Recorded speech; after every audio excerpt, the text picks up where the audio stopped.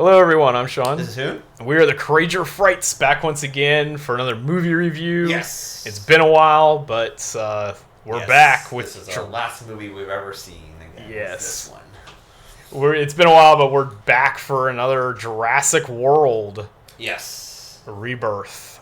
So, of course, this is the 7th movie in the Jurassic franchise that started in 1993 with the first Jurassic Park, which was actually the first movie I saw in theaters when I was 5 years old.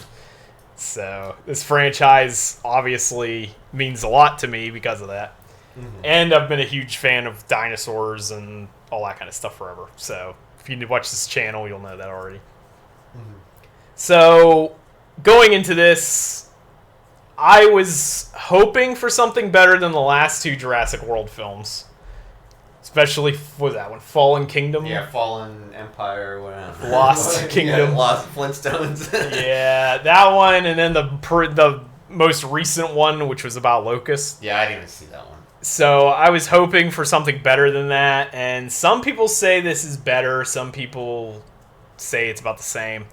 I'm probably leaning more into the latter camp. I feel like this is more of the same. Yeah. Like I said, it's not horrible, but it's not, like, great either. At least I don't think so, but... No. So the plot of this follows... There's not a lot of characters. It's kind of... I don't know. I guess they wanted to be more back to basics, so... Yeah. It's obvious you could tell. I guess. So the main idea is a pharmaceutical company is trying to make some kind of drug to cure heart disease. And in order to do so, they think that they need the blood from the 3 largest animals that ever lived, kind of thing. And because they have enlarged hearts or something, and they all live to be 100 years old, allegedly. So they need to get the blood from that, and in order to get that, they need to get live samples from these animals. So they hire Scarlet Johansson's character, who's basically a mercenary, and she has her own team, so she puts together her usual people that she works with, and then is paired with a paleontologist who's there to identify the animals and predict behavior. And then there's a guy from the company, the guy who hired them, who also goes along in the operation, and then they go to the island and they collect the samples, and then chaos ensues, and that's basically the general plot of the film. You got some real great action set pieces. You have a Jaws-esque sequence towards the beginning with the Mosasaurus. Seems heavily Steven Spielberg influenced there, at least for that portion. And then the second animal is the Titanosaurus, which that's a sauropod, so you basically just go up and peg it and you're done. And then the third part is Quetzalcoatlus, which is a giant pterosaur. And so they have to rappel down a mountainside and collect the DNA from that. And then they go to the village at the end, which the island that they're on was a secret lab to create super dinosaurs, like mutant dinosaurs. And we'll get into all this stuff in a minute when we do the spoiler review. It's funded by product placement. Yes. And the lab has some remnants from when they were doing their tests and stuff. So that's where, if you've seen the toys or the commercials or even the poster here, you got this weird Rancor looking thing. That's one of the experiments. Yeah.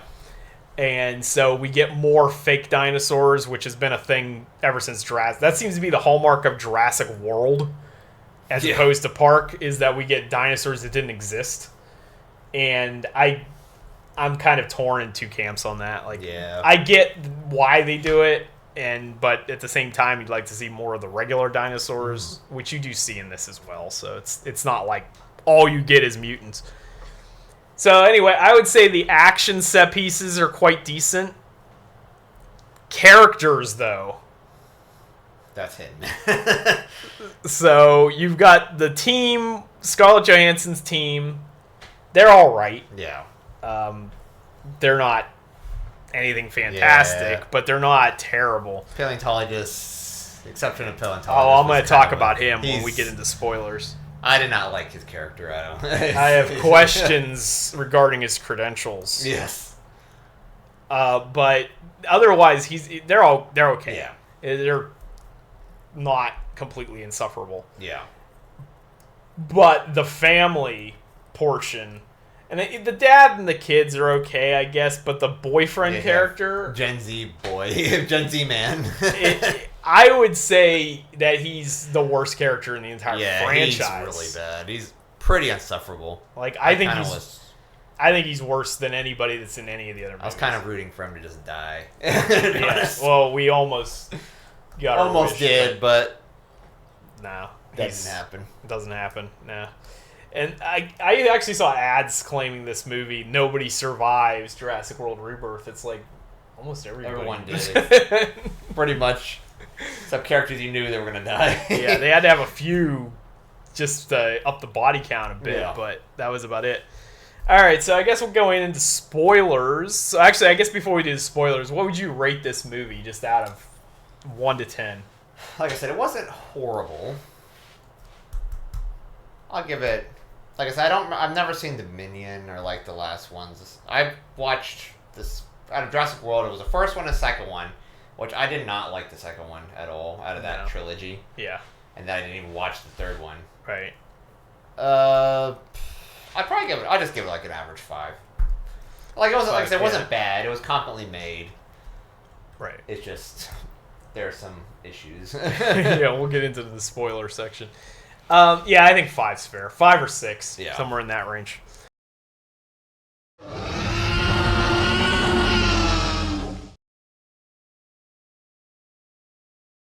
Going into the spoilers, so this film begins with a lab sequence where this is 17 years ago, and the first product placement. Yeah, the product placement has been their downfall. We get the D-Rex, which is the Distortus Rex, the weird mutant that you see in all the toys and trailers and everything.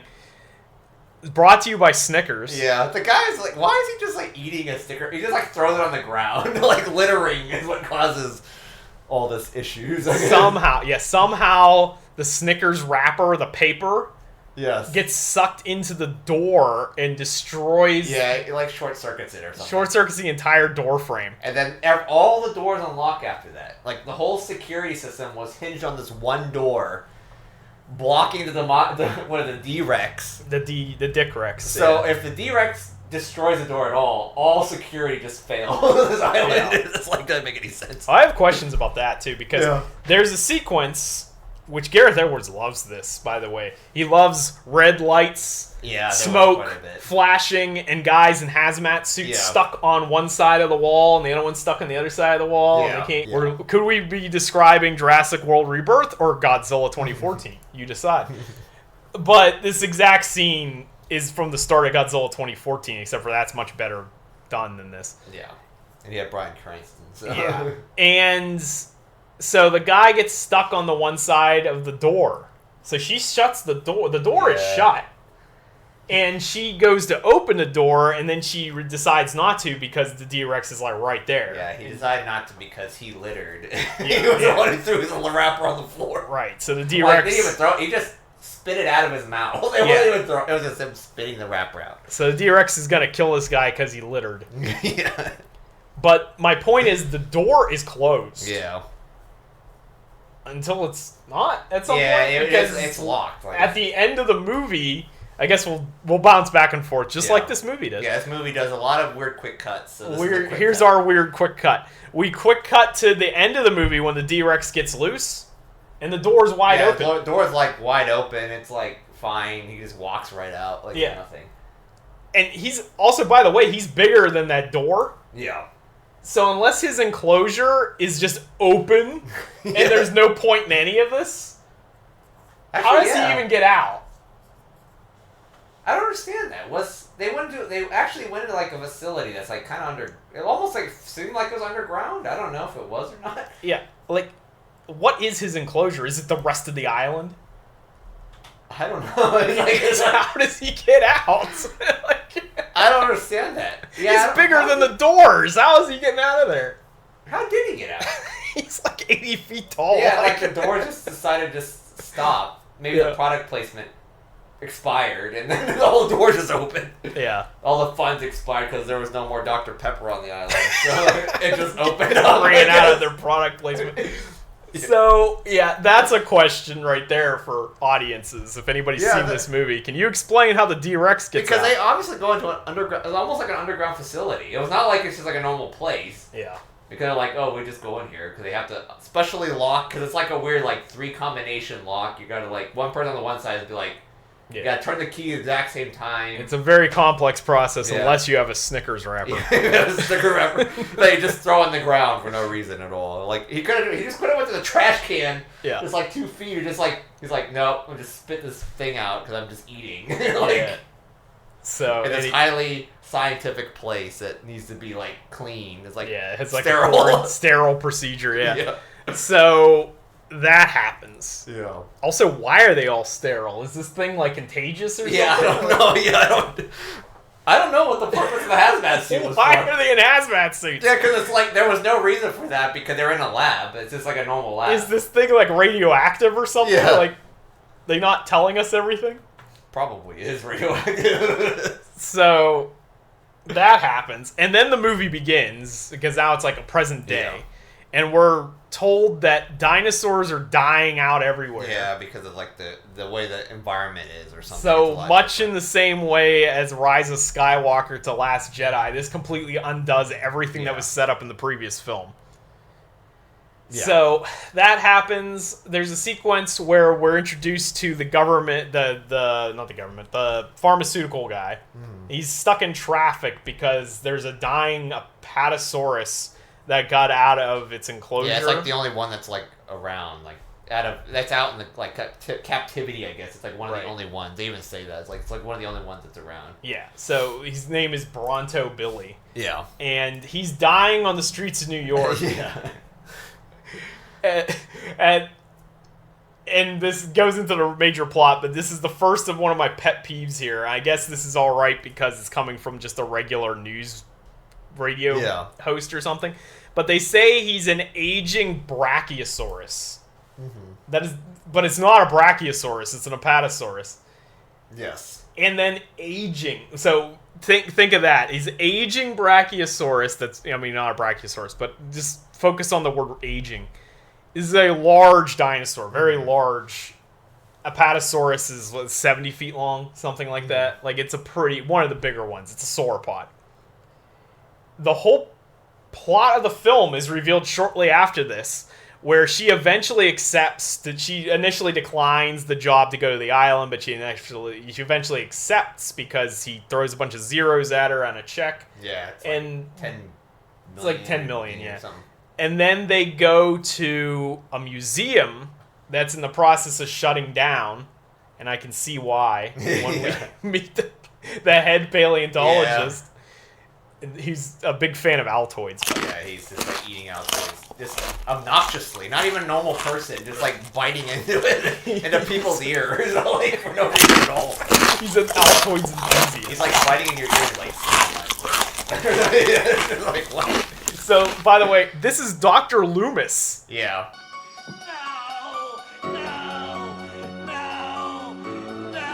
So anyway, Dr. Loomis is an expert in the field. He did his postdoctorate under Alan Grant. Yes. So he knows his dinosaurs like no one else.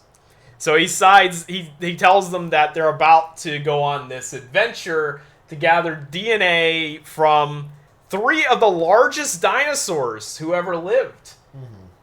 Mosasaurus, Titanosaurus, and Quetzalcoatlus.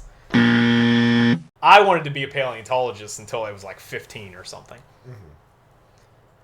If you're really into dinosaurs, can you tell me what's wrong with that statement with the 3 biggest dinosaurs? From our lead from curator. Your expert curator of the museum. So in case you don't know what I'm talking about, only one of those is a dinosaur. Yeah. Mosasaurus is not a dinosaur, and Quetzalcoatlus is not a dinosaur. Only the Titanosaurus is actually a dinosaur. And you could say, okay, that's being pretentious or whatever, but this is literally supposed to be the head of the museum. Like, he's supposed to be an expert on dinosaurs. And he's literally like, oh, the biggest dinosaur we have to do with a Mosasaurus. And I just, like, immediately did, like, the face palm thing. Like, come on. And so anyway, we find out that's what the quest is for. He's got to go collect this. He gets roped into it because they need him to advise in person. And also, like, this museum is closing down. It's like shutting the doors because he's saying that no one is interested in any dinosaurs in existence. Yeah, so let's talk about that. That's a theme that's been going on for all the Jurassic World movies. The idea that no one cares about dinosaurs anymore. They needed to be more violent and stuff. Yeah, that's why we got the I-Rex and all that stuff in Jurassic World, because they need to make bigger, meaner dinosaurs that can't be controlled, which sounds like a brilliant idea. Yeah. And so that's the premise that we're going with this, and paleontologists are out of a job now, more or less. That was always a thing in that was even Jurassic Park. They talk about that, about paleontologists are going to be like out of a career. Yeah. Except for who's gathering the DNA for Jurassic Park. Like, that would obviously be paleontology. You think you'd get paid more than ever now by InGen.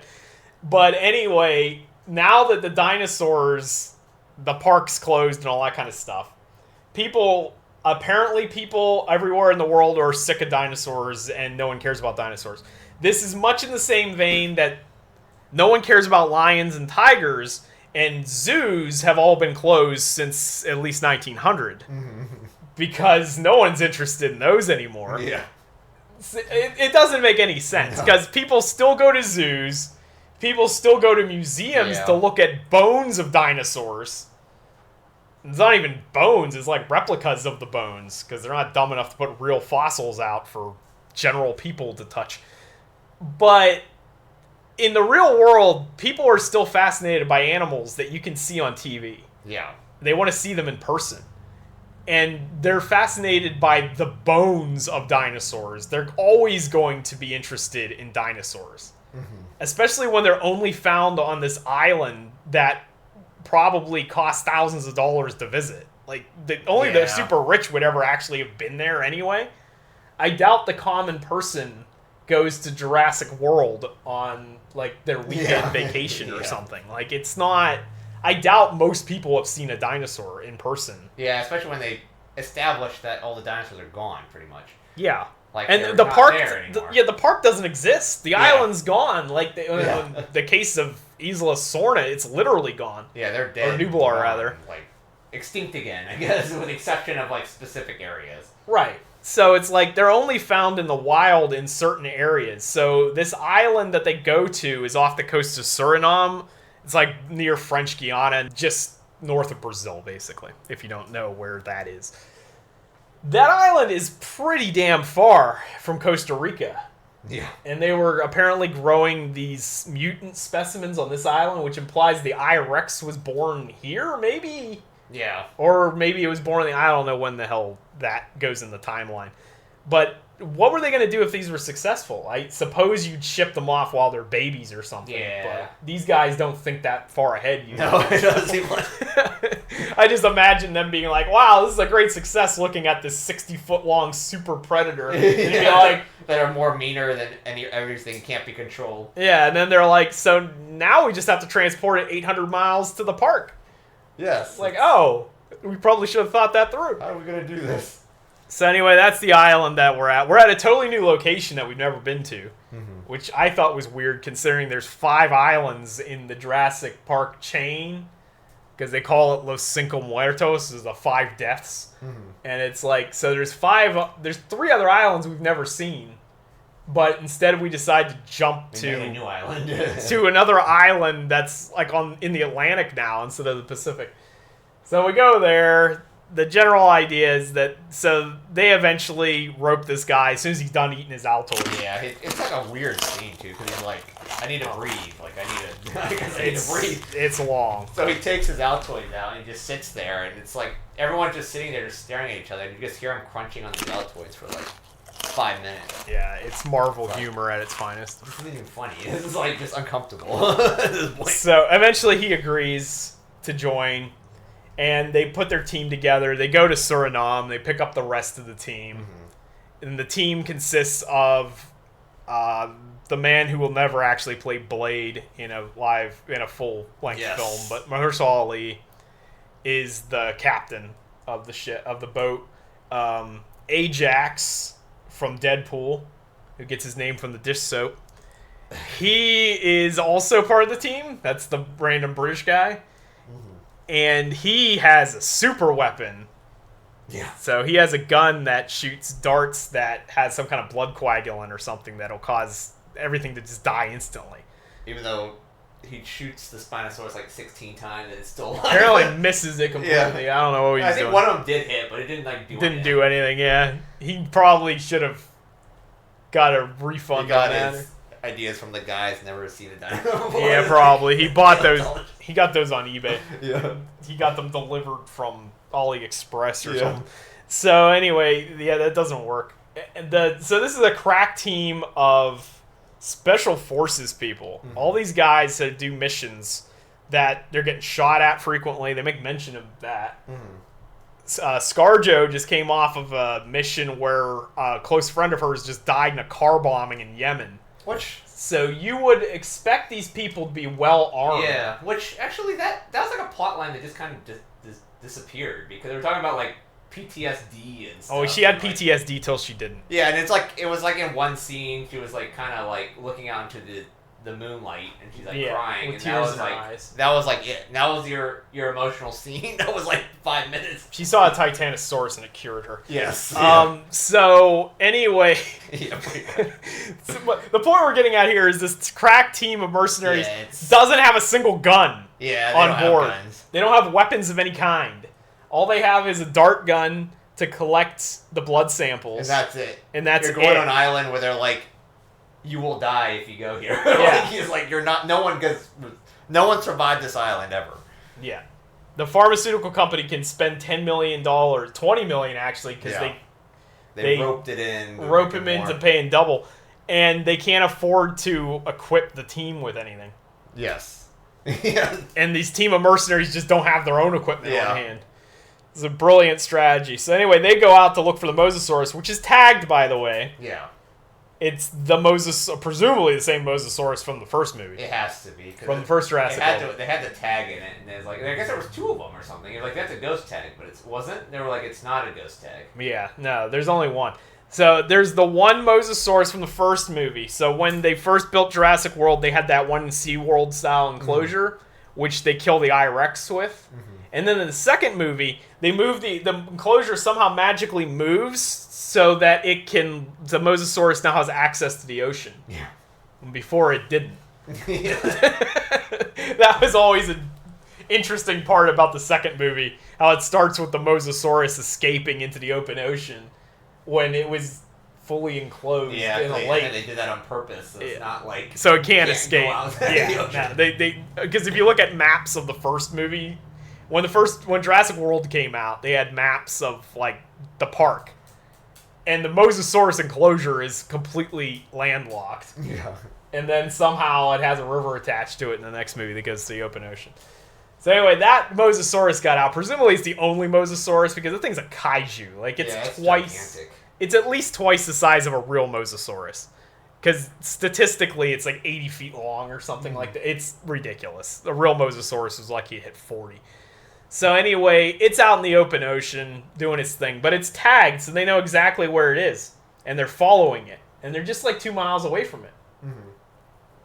So meanwhile, 27 miles to the south, there's a sailboat with this family on board. It just teleports. And the Mosasaurus attacks the boat. That's what it says. Like, I wonder if there was supposed to be. Was there 2? But that means they were going to have 2 of them were tagged. It wouldn't make any sense. No, it doesn't make any sense. But they're tracking the one Mosasaurus, but the Mosasaurus they're tracking is actually 27 miles away, attacking another ship. And then it teleports back to the other place. Yeah, and they never noticed that it left. Yeah, because they did say that they saw it. Like, they could see it with the binoculars or whatever. Right. Like, that doesn't make a lot of sense. So anyway, back to the family.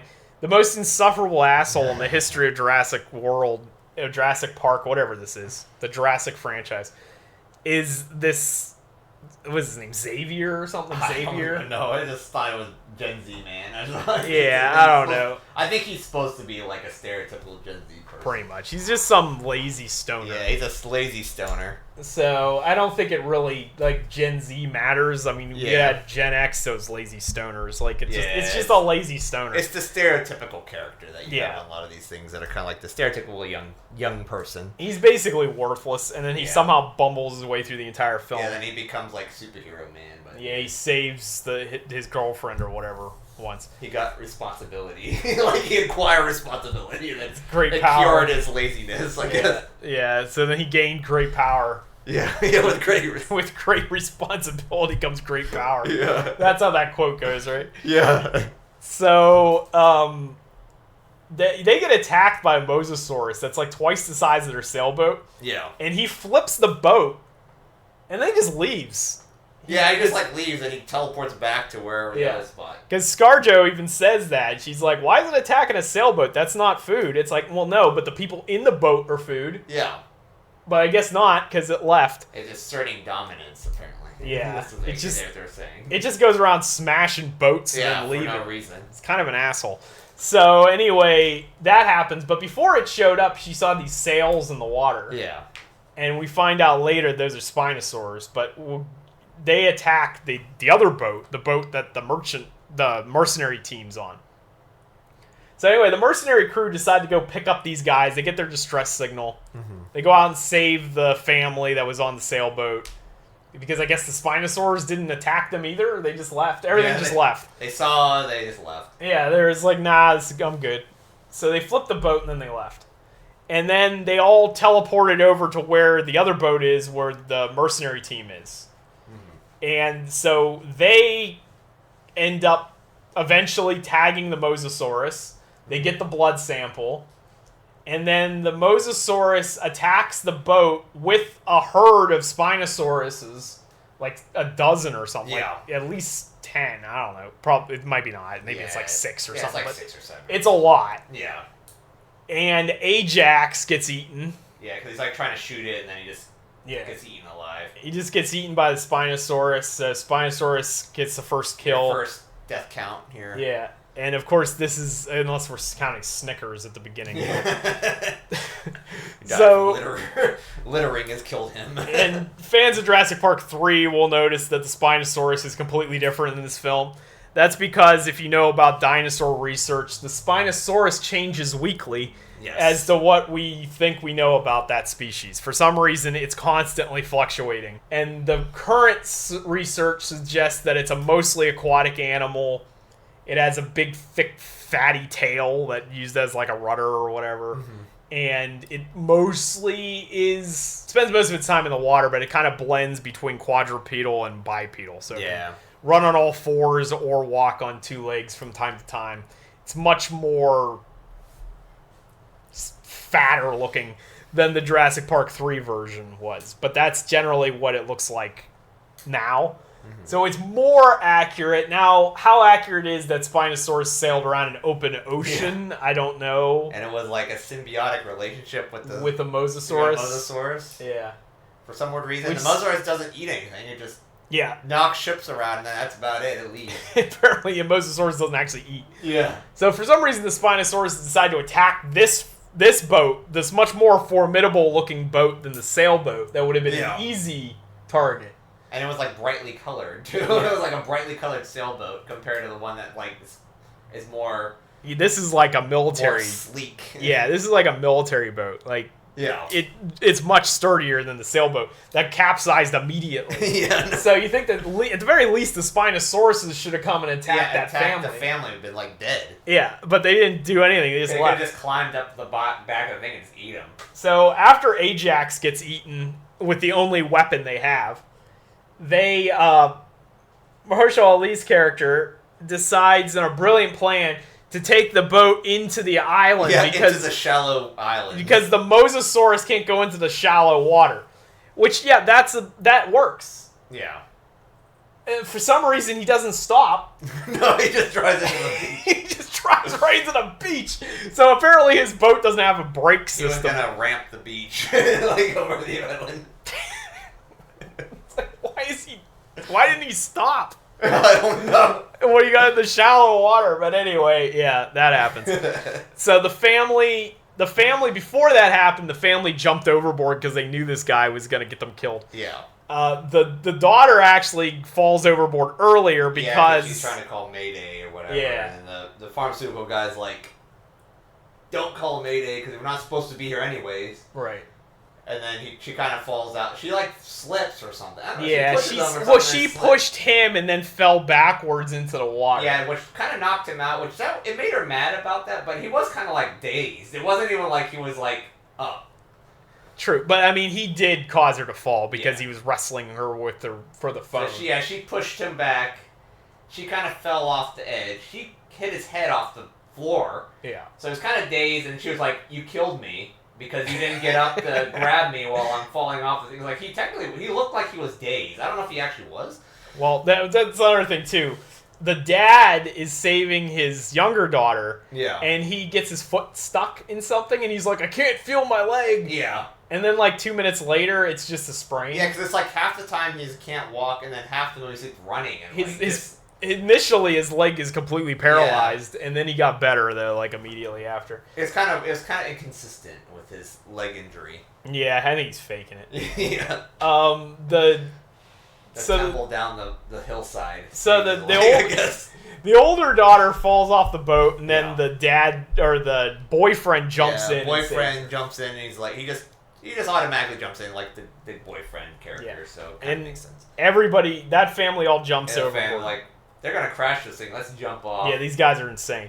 So they all jump off, and then the mercenary team all jumps off, but they get separated. So that ends up splitting the film into two segments. Yeah, this is where one of my issues, but this is just the way the movies nowadays are. Is they don't, at least the movies we've seen, they don't let things breathe because it's such quick edits. Yeah. So they go from one family to the other people because there's two different stories going on. So they go from one, they do something, and then it immediately cuts into the next group, and then like they do something for like 5 minutes, and then it immediately cuts to the other group, and does this like all the time, like at least the second act or whatever. Yeah. Until they meet up, and then it's kind of more consistent. Right, then it's together again. But so then it splits into the two storylines. You got the family roaming around, which is very reminiscent of Jurassic Park, where you have Alan Grant with the kids, and then you have all the other characters. Yeah. So like I mean they did that in the original Jurassic Park. Yeah. But so it's kind of following that, and then you have the mercenary team doing the mission. So all the family's trying to do is get to the village, following the piping, and which is also a thing from Jurassic Park because they tell Ellie to follow the pipes on the ceiling or whatever. Yeah. Like I mean, it's very similar. So they go and do their mission. So they got the blood sample for the Mosasaurus. Then the mercenary team finds the Titanosaurus, which is a 140-foot long sauropod that is hiding in 5 feet of grass. Just appears right in front of them. It's really odd. Just stands up out of the grass. Like, this thing's like huge. Yeah.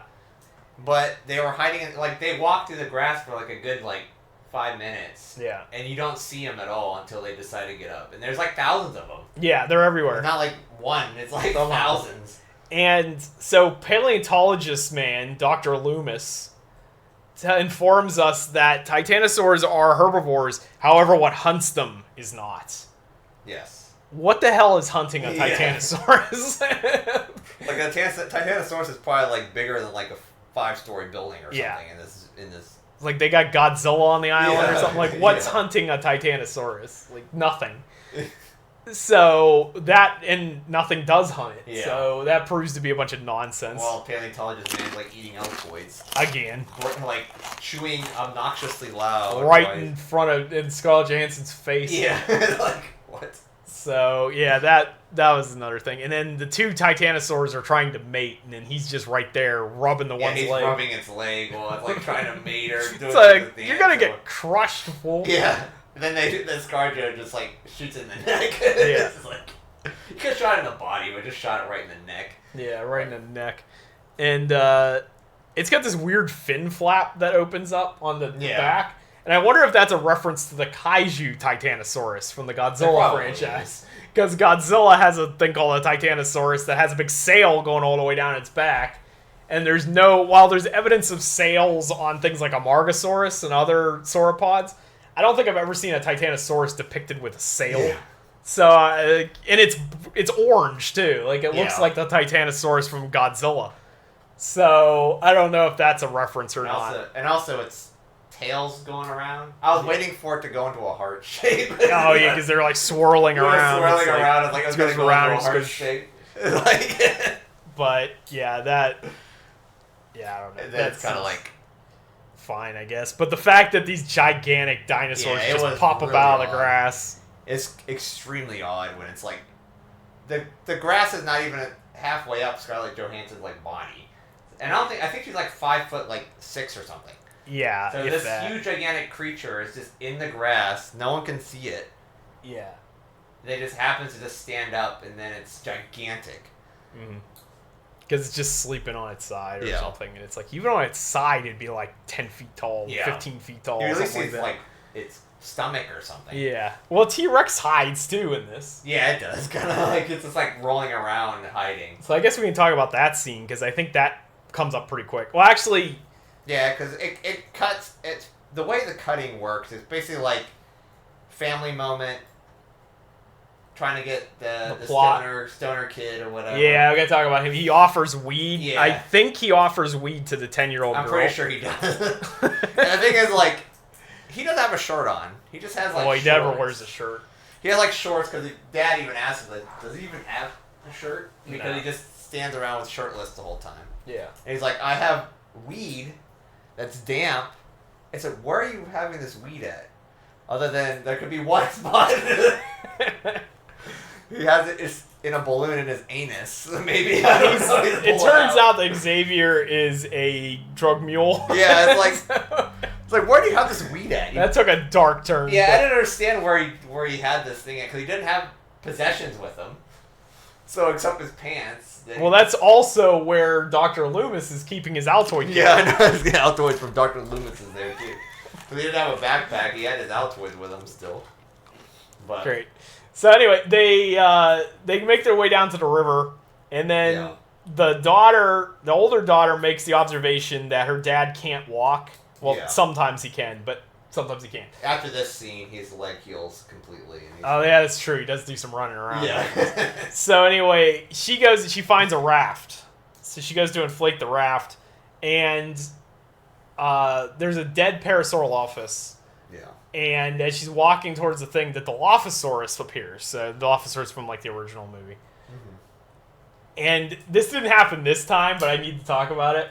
In my theater, I saw that this is the second time I've seen this movie. The first time I saw the movie, there was a kid behind me that I think was like 10. Mm-hmm. But for some reason, it sounded like a middle-aged man from Brooklyn. Yeah. And when the Dilophosaurus appeared, he just says, "Come on, it's one of them." Yeah. He just like he said it real loud, and then his parents are like shushing him. And then later in the movie, the guy falls off the mountain or whatever, and then the canister drops down next to him from the parachute, and he's like, "Of course." Sounds like Joey Wheeler. Yeah. So I need to talk about that. We always like to talk about audience experiences. Yeah. So I had a 10-year-old going on 50 from Brooklyn behind me. And we're nowhere near Brooklyn. We don't live in New York. No. So like that was pretty amusing. So anyway, the Dilophosaurus shows up and then runs away. They haven't really done anything meaningful with the Dilophosaurus. It kind of shows up, you think it's going to spit in his face, but in her face, but it just runs away. The Dilophosaurus does more in the previous film, but then it leads to a funny moment where Chris Pratt choke slams it. That happens. Choke slams that happens in the last one. Oh, gosh. It corners Claire and it's like about to spit on her or something, and Chris Pratt like grabs him by the throat and just throws it. Great. So yeah, that was so much for Dilophosaurus. But anyway, it runs away because there's a T-Rex sleeping in the tall grass. Again, hidden in the tall grass. It just kind of appears. She brings the raft out while it's sleeping. I thought it was like the worst. That's like the worst plan. He's like, gonna open this thing up. It's gonna make a bunch of noise. It does, yeah. She inflates it right next to its face. Like this won't wake it up at all. And then the raft conveniently covers up the T-Rex. Yeah, the raft is here covering up the area, and then when the raft drops down, less than like 3 seconds passes. Yeah, the T-Rex is vanished. All the dinosaurs are stealth here. Yeah, it's like just gone. The T-Rex is 50 feet long, but it's gone. You can't see it. You know what would have saved that? If they had an animatronic for this movie. That one, yeah. Which that is, this movie, if you like CGI dinosaurs, you're in for a treat here. Yeah. Which I guess most of the dinosaurs are CGI in all of them, but the previous two at least attempted animatronics. Yeah. Which I was reading some Wikipedia like backstory. I guess they had like 9 months to make this movie or something. It's like ridiculous. It was really short because we announced that we have a news segment. We're going to bring it back. We haven't done it in a while because of stuff and life and whatever. But we talked about this movie when it was first announced, and it was like no more than a year ago. Yeah. When they first said this film was happening. Yeah. And it was like, oh, it's coming out next year. I was like, really? That's a really short production time, but it happened. Yeah, because they said that the reason why they didn't have any more animatronics is because I think they didn't have time. They use Industrial Light and Magic (ILM). Yeah, had like 9 months. Yes, they had limited pre-production compared to the other ones, which they had more pre-production time to make. Yeah. Which I guess that was a 10-year span of movies, so I guess that there was been 10 years since Jurassic World came out. So, Jurassic World does have animatronic work for sure because there's a scene with a dying Apatosaurus, and it's a real animatronic. Yeah. Like the head is anyway, the neck and head. Yeah, right here. ILM had only 6 weeks to finalize dinosaur designs. So, and that includes this weirdo over here in the poster. Yeah, includes that weirdo there. So that's pretty short for that. To make your dinosaurs, especially when they have to make the animatronic, which that takes time as well. So, but it's kind of unfortunate because I always think Jurassic Park movies should have. You put time into it. Yeah, time and also at least some animatronics because the first movie had animatronics. Yeah. And CG, and it still looks First amazing. movie still looks better than I just watched it pretty recently. That movie does look really good. T-Rex looks a lot better than that. Yeah. So anyway, this movie, the T-Rex chases them in a raft, and fans of Jurassic Park will know that this is a scene that's in the original book. Mm-hmm. Well, sort of. I mean, it doesn't play out like this, but the idea that they're in a raft getting stalked by the T-Rex is in the first book. It was supposed to be in the original movie, but got cut. I kind of think it's because the T-Rex animatronic wouldn't have worked in a river. Probably. Because it was shorting out from the rain all the time. Yeah. So I can't imagine trying to put that in a river. So I don't know if that's why it was cut or if it was just time or budget or something. But for some reason, they didn't do it. It's shown up in video games. It's in the Sega Genesis Jurassic Park game. And it's in several other games. So anyway, it's a pretty famous scene that never made it into a movie. So I'm glad we got to see it. But it is unfortunately hampered by having the On the Wing family as being the ones surviving the T-Rex attack. Yeah. Whereas I think in the book it was like Alan Grant or something.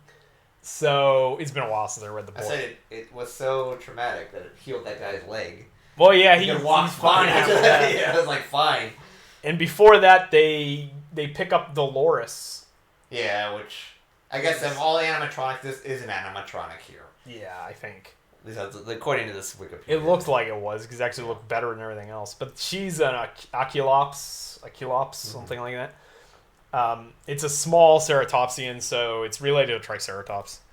But, so if you know the Triceratops and Styracosaurus, all those ones with the frill and the horns and all that stuff, they started out as these really small dinosaurs, like Dolores, and then within like 60 million years or something, they evolved to be gigantic. Like Triceratops is at least 30 feet long. Like it's massive. So, but at the very beginning of that family's lineage or whatever, they all started out as little 2-foot long things about the size of a cat, pretty much. And it's just like a cute dinosaur, probably to sell toys that probably don't exist. Yeah. See, and that's the thing too. A lot of times you'll see a movie and they have a cute thing, and you're like, "Oh, that's to sell toys," and then there isn't a toy to buy. Like Grogu took almost like a year for them to make a toy. So I don't think there is a Dolores toy, at least not yet. I haven't seen one.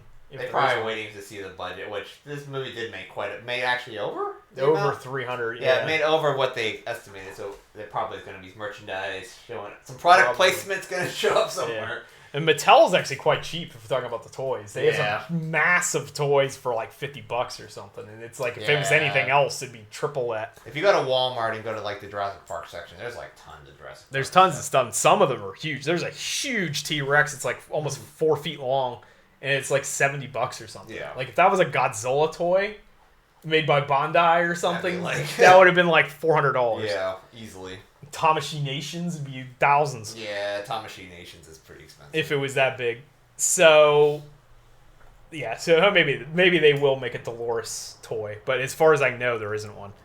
But it's obviously designed for kids or something. But it's just a cute little dinosaur. But that's what it was. So, and that's full grown. So that it was just that small. So it's kind of cool having a dinosaur in there that's not a meat eater or whatever. Like it shows gigantic. Yeah, it shows they came in a whole range of sizes and everything else. Like the Compy was a meat eater. So that's that's in that one scene in the second movie where they're in that island with the the British people they get eaten alive because it's like, oh, it's how cute this is. And well, Dieter Stark gets eaten by them, which was played by our boy from Sweden. Yes. So it's engineering in the house, So you got Peter Stormare. He got eaten by Compies, which in the book the Compies eat Hammond at the end of the first book. Oh, do they? Yeah. I didn't realize that. They're venomous in the book, so like they paralyze you with their bite. So he gets ripped to shreds by them. So, which is different. Actually, the movies are nothing like the books are nothing at all like the movie. Big departure because Hammond's like still alive. Yeah, he doesn't die until sometime after Jurassic Park 3 of natural causes or something, because the actual actor passed away at that point. Mm-hmm. So, but in the book, he's more of a Frankenstein-esque villain. Yeah, and he gets killed by the Compies in there, and then. A lot of the characters die in that don't in the book, in the movie. And the deaths are much more gruesome. Like, they're definitely, if they adapted it correctly, it'd be R-rated for sure. Yeah. I mean, Dennis Nedry gets, like, disemboweled by the Dilophosaurus, and his head's crushed. The Dilophosaurus is like a regular-sized Dilophosaurus in that, too. Not a tiny 4-foot-tall thing they have in the movies. Shoots in the eye and nothing about it. Yeah. But it, like, lifts him up off the ground by his head and, like, crushes his head and his jaw. But before that, it swipes him. He gets spit in the face, so he's blinded. Mm-hmm. And then he can't feel what's going on. He just gets swiped. He can feel, like, the searing pain or whatever, and he reaches down, and he's, like, pulling his own intestines out and stuff. Like, that's the scene in the book. It's Michael Crichton's mind. Yeah, it's definitely dark, a lot darker than this stuff. So, if it was done right, it'd be R for sure. Like, it's more like Dino Crisis-esque or something than how they... Well, that's disgusting.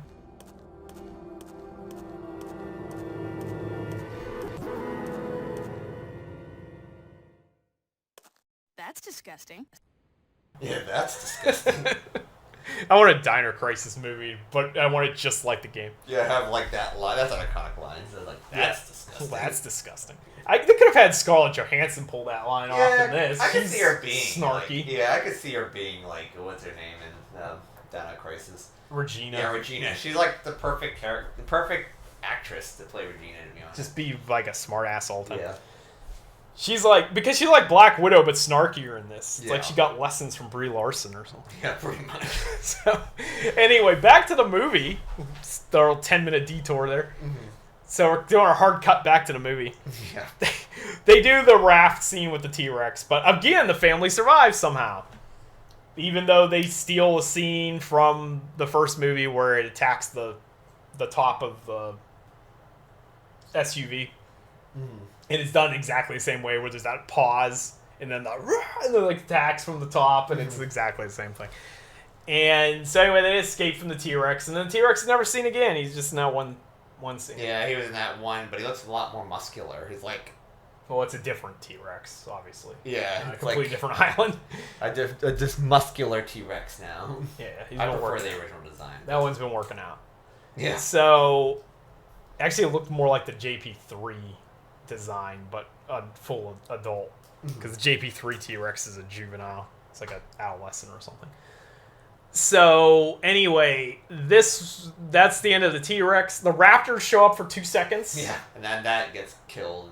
In a scene where, what's his face? Xavier goes out. He says he has to go take a piss. Yeah. He does my favorite trope from horror movies where he goes to pee on the other side of the island. Yes. So...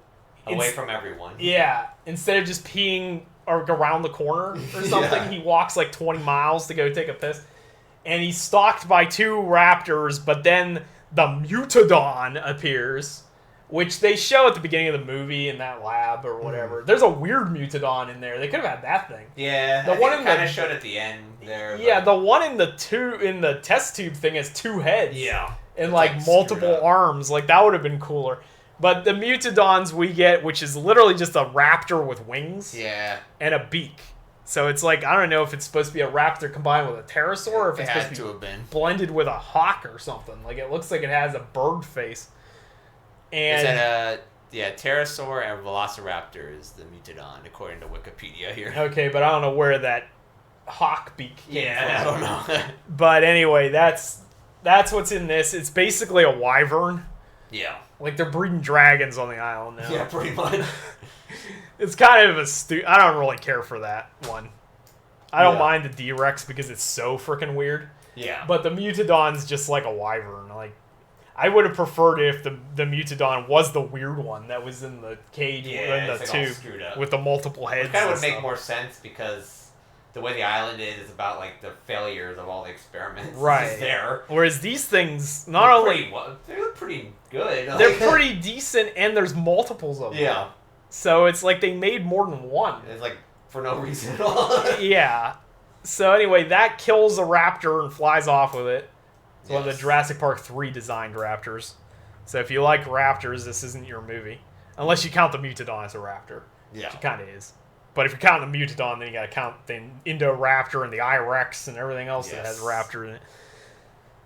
So anyway, once again, Xavier somehow survives. Yeah. We're cursed with more of him. We're cursed with him for the rest of the movie. Ever. Yeah. So shortly after that, they have the Quetzalcoatlus scene. So this is a scene ripped out of the second Super Nintendo video game, Jurassic Park Part 2, The Chaos Continues. Oh, there we go. Because there's a stage in that game where you have to climb a mountain to collect pterosaur eggs.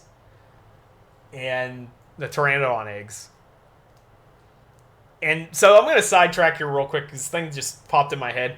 Mm-hmm. So when they're first collecting the crew back in Suriname, there's a bird cage with a Pteranodon in it that's like this tall. Yeah, it's pretty short. It's just like a bird that they have. And it's a Pteranodon because it has the crest coming out the back. Pteranodon was never that small. Even when it was first hatched, it never would have been that small. Like, what the hell is that? I don't know. And then a shout out, I guess, to 1 million year BC because they have that on the TV. Yes. Got to have a Ray Harryhausen quote, reference, which I do like that because I grew up with Harryhausen stuff, and Jurassic Park's heavily influenced by his work. Apparently, Valley Guanji went into this somewhere. Like they were saying something about. You were looking through the behind the scenes. Yeah, the Tyrannosaurus Rex redesign was based on Guanji. The Valley of Guanji, yeah. Which is cool because Guanji's an allosaurus and has nothing to do with the Tyrannosaurus. Yeah, they said the reason why they made it more heavier and muscular, like bull-like. That's what they said. Okay, but Guanji's allosaurus. And purple. Yeah. And he fights cowboys, which is actually cooler than this. So anyway, yeah, Valley of Guanji is probably a better movie. Go check that out. 1969, I think, came out. So anyway, they do have a reference to that. But I just wanted to complain about the tinier than like realistically possible Pteranodon. So anyway, back to this movie. So they get the Quetzalcoatlus eggs. They have to rappel down the thing, but it's okay because Loomis climbs a rock wall in his gym. Yeah. So he knows how to rappel down like perfectly fine. 500-foot mountains. So they get in there and they come across what appears to be like an Arawak ruin of like a temple or something. Ruin. It's pretty cool. Yeah. So I did like that. I thought that was a cool idea. And inside the temple, the Quetzalcoatlus is laying its eggs. Yeah. Which is also cool because, as you might have noticed, if you know anything about mythology, specifically Aztec mythology, Quetzalcoatl is a famous god from the Aztecs, and that's what the Quetzalcoatlus is named after. Yeah. So it's kind of cool to have it in a temple. Yeah. Sort of reminded me of Q the Winged Serpents, which is a movie from the 80s that had similar themes to that. And, but yeah, it was kind of cool having that. I don't know if that was supposed to be a reference to the Quetzalcoatl. It probably was. God, it seemed like it was. Even though the location they're given, it would have been probably Arawak or something, not Mayan or Aztec, but similar idea. So anyway, that was cool. During that part, there's this one French guy who gets eaten by the Quetzalcoatlus. That was a pretty gruesome kill, though. Yeah, he swallows like a bird. Yeah. Yeah, it like tosses him up in its mouth and swallows him whole. So that happens. That was one of our body count guys. Yeah, there's like 3 people that died. Yeah, it's like you're gonna die. And that's pretty much it for the deaths, other than the crooked pilots or whatever. But yeah, pilots, and then the crooked pharmaceutical guy. Yeah, who's almost certainly based on was his name Burke in Aliens. The guy from the company that comes along that basically puts Ridley in the situation in the first place. Oh, yeah. He like double crosses them and stuff. He's basically this guy. Yeah. So that's another reference to Aliens. Yeah. Which I guess the D-Rex is also supposed to be a xenomorph reference, which I guess you can see where the head part is. Yeah, sort of. And he's got an extra pair of arms like the Queen. Yeah. But it also reminded me of the Muto from Godzilla 2014. Yeah. So I don't know how much it's Gareth derived. Edwards was chief principal designer on this creature, so we had to because ILM only had 6 minutes. 6 days to do it. Yeah. 6 minutes to design the dinosaurs. So anyway, they had to draw them on a napkin and turn it in. Give it to them.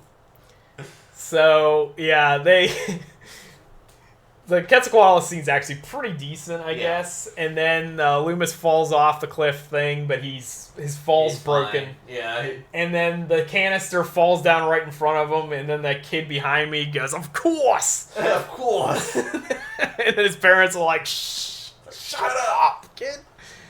So anyway, that's that moment. And then the missions are all completed. They go to the village, which is where the lab was. That's the village of product placement. Yeah, the village of product placement. It's very similar to Jurassic Park 3, where they had the abandoned lab.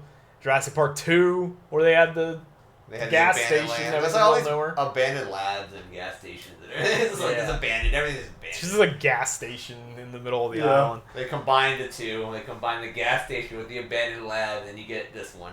And this one has a Combini, so that's it has a Combini, which, as I said, has like Snickers and Dr. Pepper. Yeah. Everywhere. So they get attacked by the Mutadons.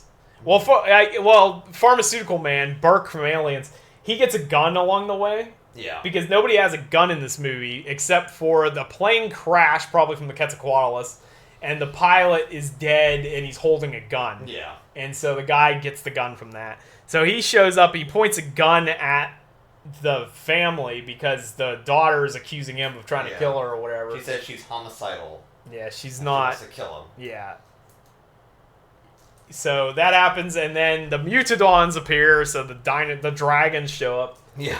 And we get a ripoff of The Lost World with the raptors attacking the gas station. The first movie where in the kitchen scene, it's like the exact same scene. The convenience store is exactly the same as... It has the same... Actually, almost... It's almost pretty identical. much exactly the same, because it has a scene where it's like the bottom where the claw hits like the drink.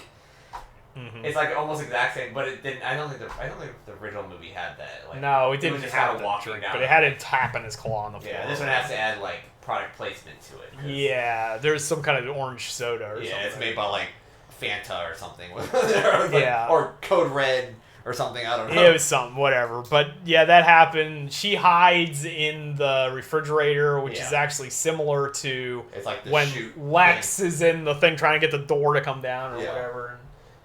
So it's like literally the same shit. Yeah, it's the same scene. So there's two scenes going on at the same time. But One, less tension building. yeah, because it's rushed.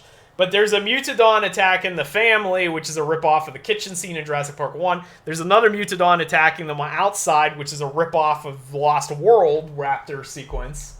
Mm-hmm. So that's going on. The guy gets in the car and drives off.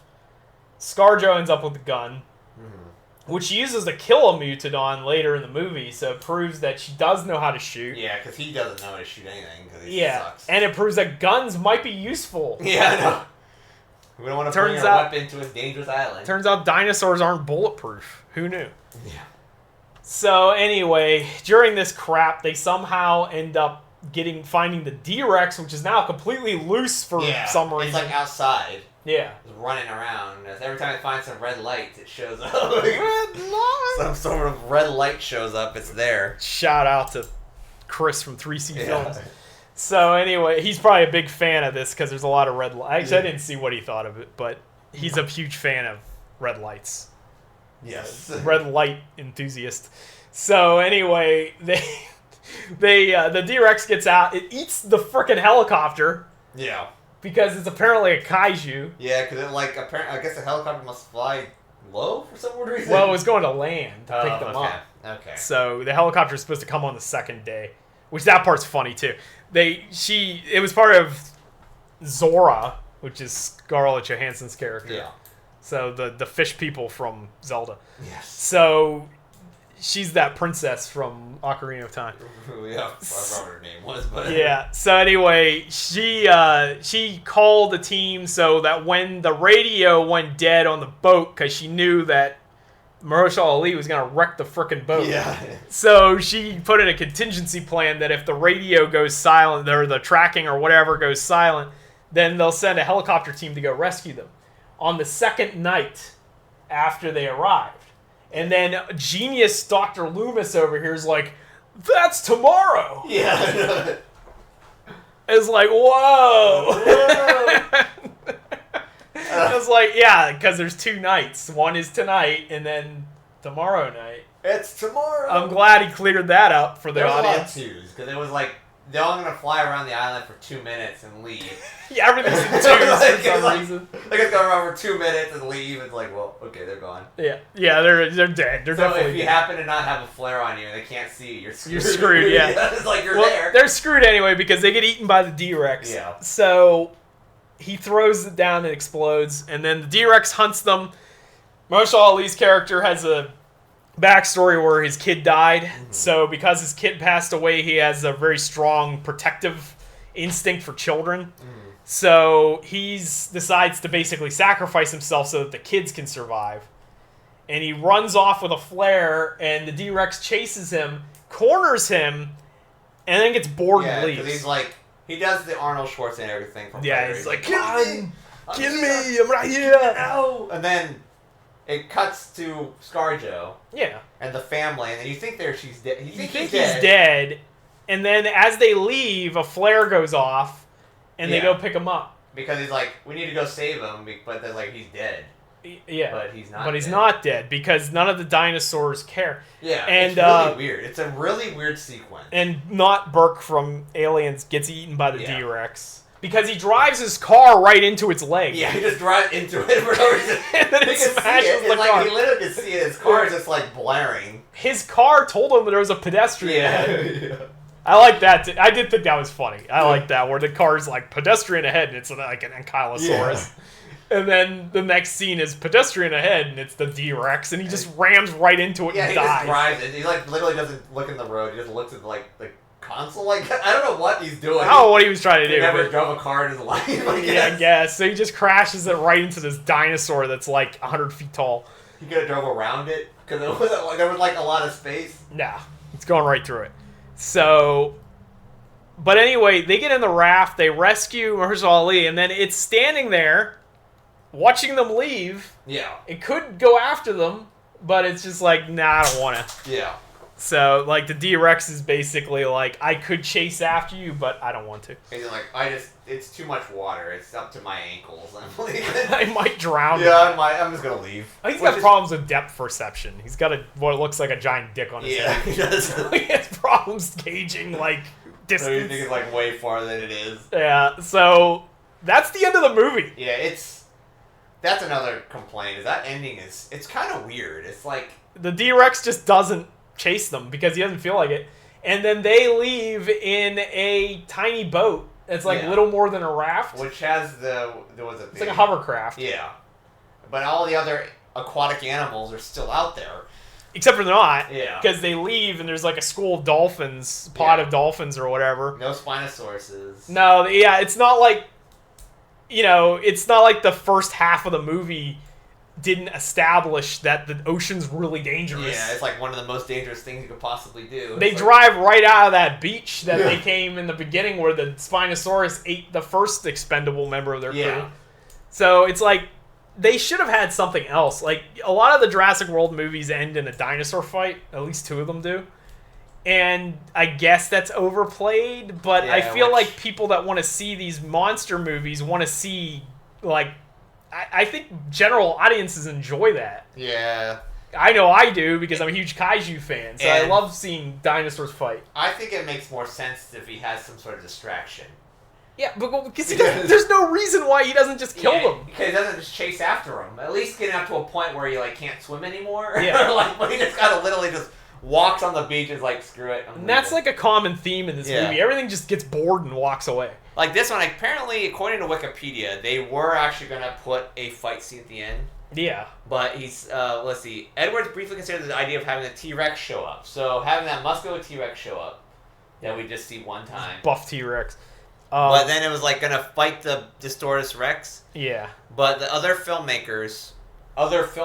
Who are they? Random filmmakers apparently was like, that idea lacks originality. Isn't he the director? Well, half this movie lacks originality. Which we've just had this whole third act has been just taking stuff from other movies. Like, what are you talking about? Putting it in the movie. It lacks originality, then it fits right in with the rest of it. Yeah, and it's like... So, they wanted to have a T-Rex fight. I can see that not being that great, because the T-Rex is just random anyway in the movie. It's a random T-Rex. What I would have done was you're driving your raft right past where half a dozen sleeping Spinosauruses are. Yeah. They wake up because they see the raft, and then they see this weird monster coming at them. Yeah. So then the Spinosauruses get defensive and attack the D-Rex. Yeah. So you have 6 or whatever Spinosauruses attacking this monster. So you have a different battle instead of having the T-Rex. Yeah, it's like a bunch of Spinosaurs. Yeah, you have something else. Fighting this thing because this thing encroaches in on their territory while they're sleeping. Yeah. And they're startled and they attack. Yeah. Because if I startle my cat, he goes into attack mode. What are you going to do with like a Spinosaurus or something? Yes, because like I said, they established that it's like the D-Rex is like attracted to light. They have the spotlight like shining the whole time. Like it's literally like shining lights everywhere. Yeah. So it could have been like following it. Okay, you have Mahershala Ali's character. Okay, somehow survives this. Whatever, it's fine. Okay, he'll survive, but the reason why he survives is because it gets kind of like distracted by something else. Yeah. Which makes more sense than just giving up. It's a really weird ending. Very anticlimactic. Really and like you have established that there's a whole bunch of Spinosauruses running around. Like you could have just had that fight it. Yeah. But instead we don't. Lines. Yeah, instead you just have him just giving up and just like, that was enough. Dinosaurs just get bored. And they go. So I somehow got out of my cage. That's all I know. They expect the audience to be engaged in the movie, when the dinosaurs aren't even engaged. It's it's a very weak ending. So it's very strange. So that's like I said. It's a very mid film, and I mean that in the real sense of the word, not in the modern sense where it's a 1 out of 10. Yeah, it's not that bad. But it is 5-6 range. Yeah, because there are some good redeeming qualities to it. Like, ScarJo is a pretty good character. She's alright. Yeah. Unless you don't like Scarlet Johansson, then you'll really hate this movie. The mercenary team, Mahershala Ali and ScarJo are pretty decent. He was fine. The family, with the exception of Gen Z Man. Yeah. it was fine. But he's the worst character in the franchise. He was definitely so the worst character. Some motivation is kind of weird. Like, why would you just open the raft up right next to the Tyrannosaurus's head? Right next to his face. With the daughter character. It's like, that's just kind of stupid. She's not real smart. Well, she just grabbed it and dropped it along. Well, she is dating Xavier, so Yeah. she maybe doesn't make the best decisions. Yeah, you see something in him for no reason at all. He doesn't even see. Yeah. She sees a different side of him. The naked side of him. That's what the sister says. Yeah, I know who says that. So... The dad character, Hank Hill. Hank Hill, yeah. He's like, I boy it right. So... that's Jurassic World Rebirth. Yeah. It's made... It was projected to make 200 to 250 last week. 300. Made over 300. So we're probably expecting another movie. So I feel like it's safe to say we'll get another one. Now, what would they do? They could do anything they want because this didn't set up anything. Because there's no setup. And, like, literally it's ending. The D-Rex is probably over with. There's probably no D-Rexes anymore unless they somehow have another island full of D-Rexes. Well, they go back to this island for some reason. Yeah, I guess they could do that. But I it don't know wouldn't why make they no would, sense. but- yeah. Engines are... They established engines, like, bankrupt at this point. There is no InGen at this point. There's Was there- other was companies. Was in Jurassic World? Was InGen there too? I don't remember. Yeah, and there's some other company. It's been a while since I've seen it. Yeah, 'cause they The established other- in the beginning. They fought like Chapter 11 bankruptcy and they're gone. Right, yeah, and this other pharmaceutical bought their assets. Yeah. That's how they know all this stuff is there. What is it like? What is it called? It's called like Parker Genetics or something like that. Parker Brothers Genetics. Brothers, something like that. They have it in here. I don't. I'm looking at the Wikipedia. I don't know where it's in there. It's something like that. Yeah. Yeah, Parker Brothers. So, is this better than the last two though? That's the question. You didn't even see the third. last I one. didn't see the. Would it be 6? Yeah. I didn't see 6, so I don't know. I did did not like 5, so. No, I didn't like I think 5 this was either. better than 5, but. Yeah, I feel like the dinosaur stuff is better in here, Yeah. but the humans are worse. Yeah. Whereas the last movie, they had Alan Grant, Ian Malcolm, Ellie Sattler, Yeah. Owen, and Claire. So, which I like all those characters. So, but they weren't good in that movie per se. They're good because you already liked them. Yeah. So it's like I can't say that they had any standout moments in there, but you just inherently like them because you like those characters. Yeah. This movie, there weren't any characters that stood out to me. There was characters that were completely insufferable, and then ones that were tolerable, and that's like it. I mean, I guess this movie is a little bit more easier to follow because Jurassic Park's, for some weird reason, Jurassic Park's lore, at least the world, It's Jurassic all over Park, the the place. first 3 movies is easy to follow. Yeah. World has like cloning and it has like Human cloning. human cloning / dinosaur cloning. You have Indominus, like whatever the raptor or whatever that raptor. Indoraptor. Indoraptor that you need like a laser beam to shine on people to That's funny. kill. I people still at the love that. mansion. Yeah, Like- I still love that. The Indoraptor was going to be bred for the military, Yeah. and the idea was that you needed a laser pointer to like target something. So you had a laser pointer attached to your rifle, Yes. which you do anyway. And then you point the laser at the target, and then whatever you point that laser at, the Indoraptor will attack them. Yeah. If only there were an easier way to kill somebody with a Yeah, gun. yeah. Like, And it breaks the fourth wall too. oh yeah, it smiles at the It camera. smiles at the camera when they're like, it's like acting like it's sleeping or That something. one weirdo like tries to take its tooth out or something. Yeah, for no reason. While at all. it's alive. Yeah, it's like, let me take the tooth out for some weird reason. Makes sense. But it's really convoluted. Like, And then maybe the that's last their movie, trilogy. they decided that the thing the Jurassic World franchise needed most was locusts. Yeah, that's a weird decision.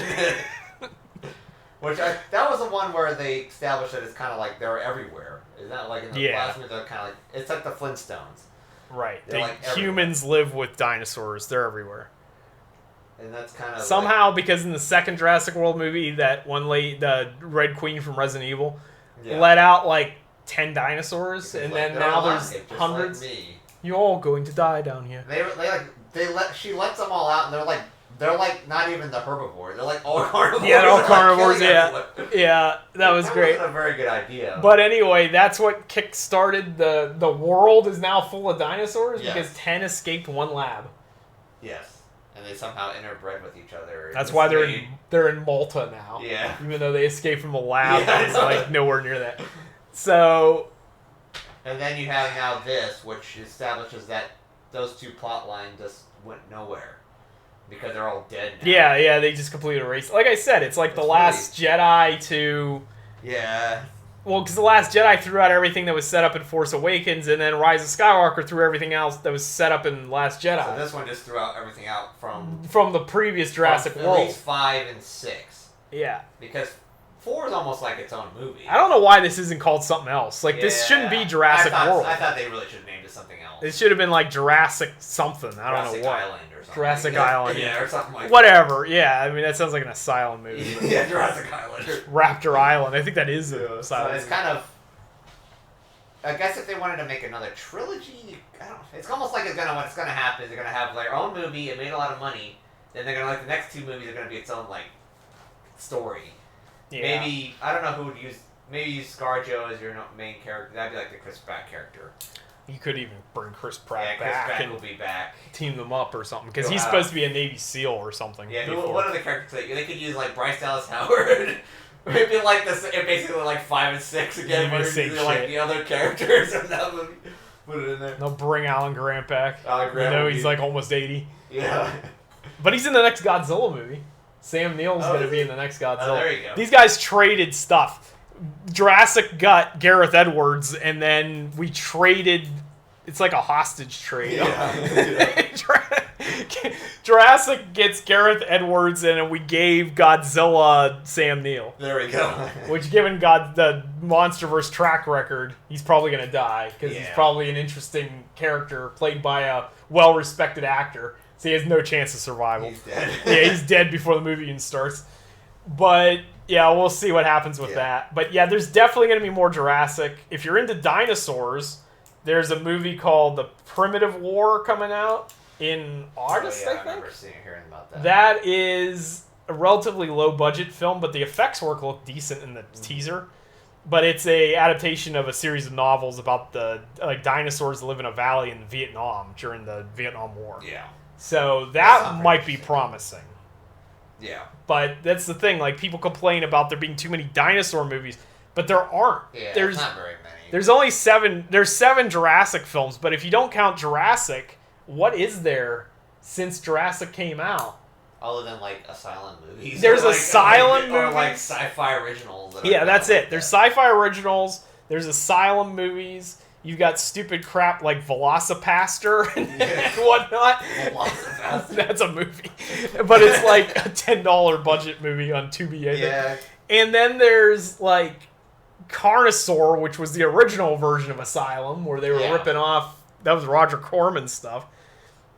There's nothing. Yeah, that's really not really a There's big 65. dinosaur movie. Yeah, 65 was probably 2 years ago or whatever. Last year, whenever that came out. That one was kind of...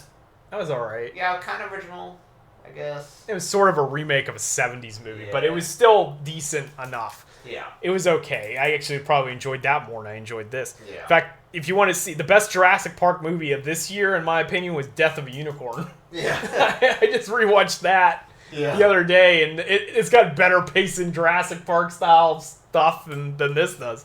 Plus, it's got the Carnage of Jurassic Park books in that. I mean, it was a comedy, but this crap's trying to be a comedy and failing. It doesn't work, because shooting on altoids for 5 minutes is not comedic. That's not funny. That's just annoying. That's dumb. So anyway, that's our take on Jurassic World Rebirth. I guess if you saw the movie, let us know in your comments below what you thought of it. And we're going to try doing these more regularly. We're going to try to get the news right back. Right now, the movie season is ramping up. It's ramping up. We got Superman coming up. I know last week we watched... What did we watch last week? We watched something last... Oh, Ballerina. Which I didn't see, which I was pretty good. Yeah, I enjoyed Ballerina. We didn't make the review for it, but we did watch it. No, we're just starting up again now. Let's play catch up for a while. Yeah. Because we also got Megan 2.0. Megan, and then also 28 years later. Which 28 inches later. I've never seen. You haven't seen the normal movies, 28 ones. So. The first one especially is really good. Yeah. Second one's alright, and then I've heard mixed things about the third one. I haven't seen it yet. So anyway, I guess if you like any of that stuff, stick around for more in the future, and you too could feel the strength welling within. See ya. See ya.